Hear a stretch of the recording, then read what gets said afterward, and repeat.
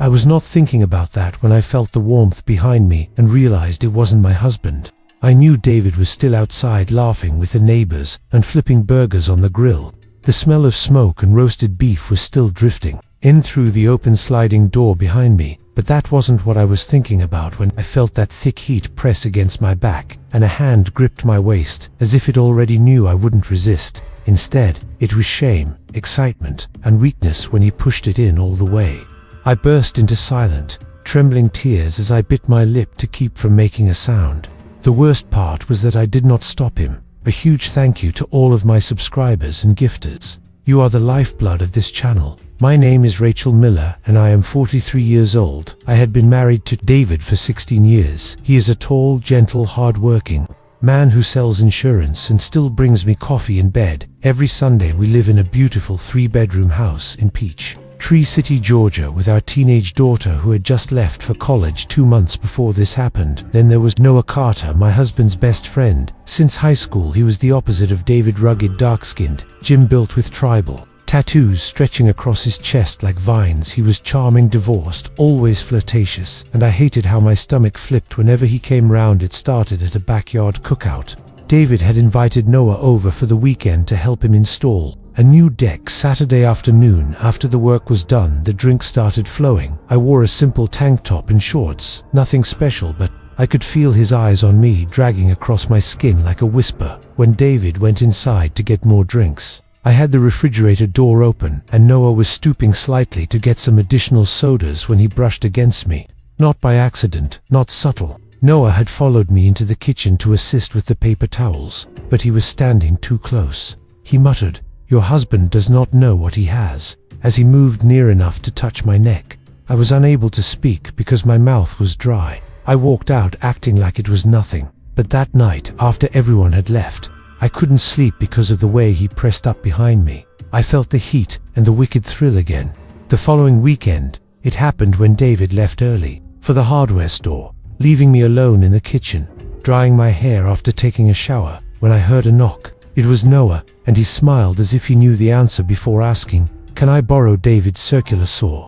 I let him in. We had a normal conversation, and I gave him the saw from the garage shelf. But as he turned to go, he stopped and looked at me once more, and that's when it all came crashing down. I should have turned away, but instead I moved forward and gave him a passionate kiss. He dropped the saw on the floor, and his hands grabbed my waist and lifted me onto the counter, and everything else turned into a blur of heat and skin groans. His fingers knew where to touch, and his mouth knew how to explore. And when he finally pushed slowly and deeply inside me, I felt something break inside of me, not pleasure, but grief for the woman.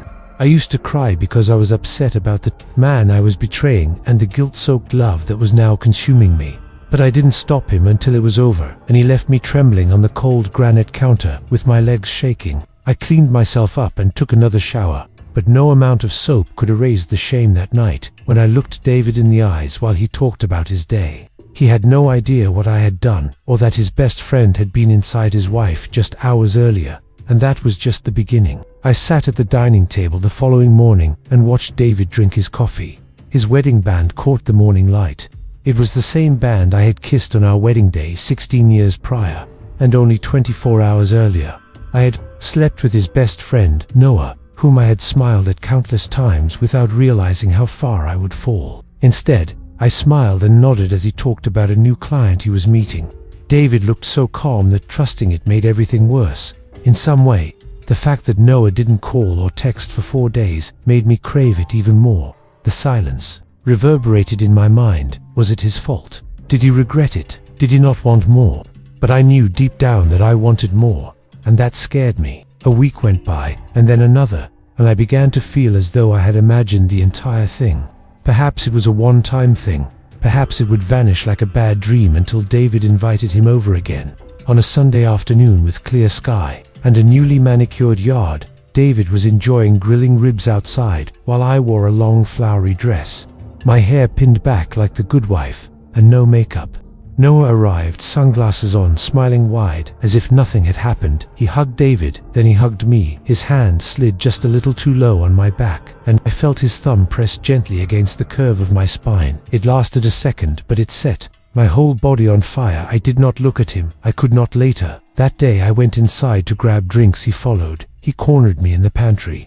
No words, no apologies, no explanations. He pinned me between the shelves, lifted my dress and touched me. Like he owned me. I let him. I bit my lip and closed my eyes, while David was just outside talking to our neighbors. That was when I knew this was not a mistake anymore. It was a pattern, an addiction. The affair picked up like a storm. Every excuse became an opportunity. I would tell David I was going grocery shopping, but I would meet Noah in the back of his black SUV, parked behind a closed-down pizza shop. I told David I had joined a yoga class, but I was stretched over Noah's couch, whispering his name like a sinner in church. Every time it ended, I told myself it would be the last. Every time I believed it, until it happened again. David started noticing things. He would walk into the kitchen and pause, sniffing the air. You sprayed something. It smells like cologne. I would smile. I lit a cinnamon candle. Other times he would reach for me in bed, but I would turn away, pretending to be tired or in pain. Truth was, I had already been satisfied hours earlier in the back seat of Noah's car. Guilt became my second skin. I cried in the shower. I cried while folding David's shirts. But every time Noah called, I picked up. One night, everything nearly came crashing down. David had forgotten his phone on the living room couch. I picked it up to bring it to him, and just as I did, it buzzed. A new message appeared from Noah. At first, my blood froze, but it was nothing suspicious. Just a meme, a football joke still. Why was Noah texting him at midnight? I opened the thread. Dozens of messages, casual, friendly, nothing about me. Then I saw something that twisted my stomach into knots. 2 weeks ago, David had messaged him, "You have been quiet around Rachel lately. Something wrong?" Noah had replied, "Not at all, just trying to keep it respectful. She is a beautiful woman." I stared at those words for minutes, trying to decode the tone. The intent was David suspicious. Was that his way of fishing for the truth? I deleted the thread. I stood there breathing hard, heart slamming against my ribs. I knew I had to end it, but I could not. I was too far gone. Days later, something unexpected happened. Noah started pulling away. He stopped initiating, stopped calling, stopped texting. When I asked to see him, he said he was busy. I felt like a drug had been ripped from my system. My body ached with frustration. My emotions flipped between rage and heartbreak. Had he moved on? Was I just a thrill for him, a notch on his belt? I could not take it anymore. I drove to his house. I did not even call. When I got there, a red pickup truck was parked in the driveway. I stepped out of my car, heart racing. I walked up to the front window and peeked in through the blinds. There she was, a tall woman with curly dark hair, sitting on Noah's couch, wrapped in a blanket. She was laughing at something on his TV. He came out of the kitchen with a bowl of popcorn and leaned down to kiss her. I gasped. It hit me like a slap. I was not special. I was not the only one. That was when I realized Noah was sleeping with someone else. Maybe more than one. Maybe I had never been nothing more than a handy diversion.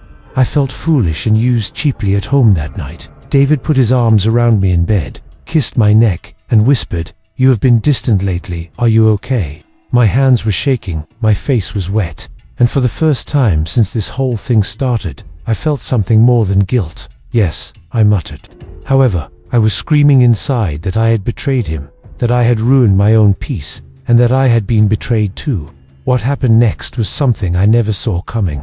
It started like any other morning, as I was doing David's laundry, folding his clothes in the same way I had for years. My mind was replaying everything I had seen that night at Noah's house, including the woman who kissed me, the lie that I hadn't spoken to Noah since I erased every message, cleared every call log, and even avoided looking at my reflection for days. Every morning, he said goodbye and still brought home my favorite wine on Fridays. He was unaware that his wife was gradually fading away each time she closed her eyes and considered another guy. I asked, "What is going on?" when I returned home that rainy Thursday night to find David sitting quietly in the living room, his eyes red, his phone on the coffee table, and Noah seated across from him. My heart stopped, my vision blurred, and the air was so thick that I could hardly breathe.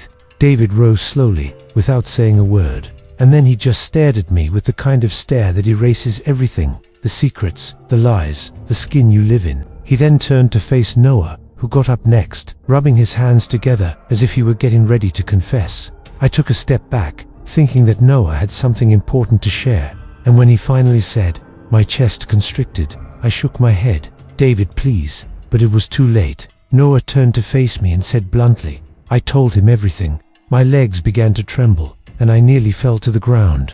David's steady, low voice continued as he approached me this afternoon, confessing his guilt and saying, "You and he have been involved for 4 months."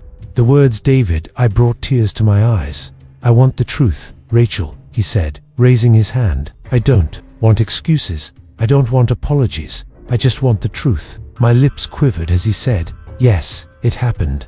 I was weak, angry, and lonely, but I never stopped loving you." David laughed, but it was the most bitterly broken sound I had ever heard. "Don't throw love in my face." I turned to Noah. "Why? Would you tell him now?"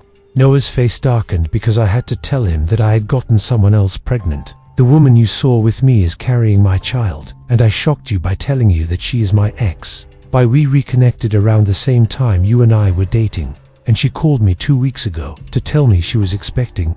I felt like screaming, but nothing came out, just a scream. David talked once more, and I'm not sure what hurts more, that you let him do it in my home, or that you deceived me. I sobbed uncontrollably, and my whole body trembled. David picked up a small envelope from the table and dropped it at my feet. "That is the hotel receipt, the one from when you said you went on a girls' retreat. It was Noah's card on the file. You were sloppy."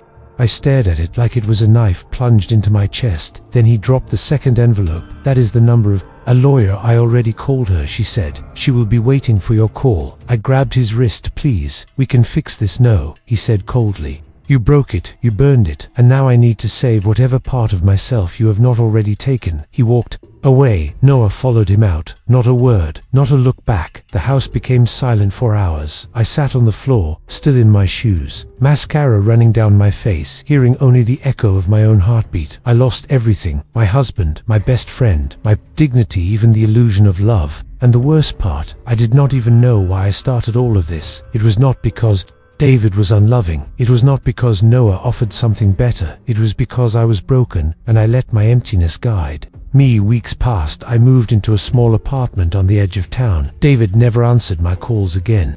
The divorce went through quietly. No one never reached out either. His silence said everything. In me, I live with my choices now. Every night, every morning, sometimes I see couples walking together, holding hands, laughing, and my heart aches. I had that, and I destroyed it for a moment of heat, for a lie wrapped in pleasure. To all who are listening, thank you for hearing me out. You might be judging me right now, and I understand, but if this story saves even one person from crossing that line, then maybe there is some use for my pain. Love is not something you look for outside your home, and betrayal, it never ends in passion. It ends in pieces. Thank you for accompanying me on this really difficult trip. If this tale touched you, horrified you, or made you feel anything, please share your opinions in the comments below. I'm eager to hear them all.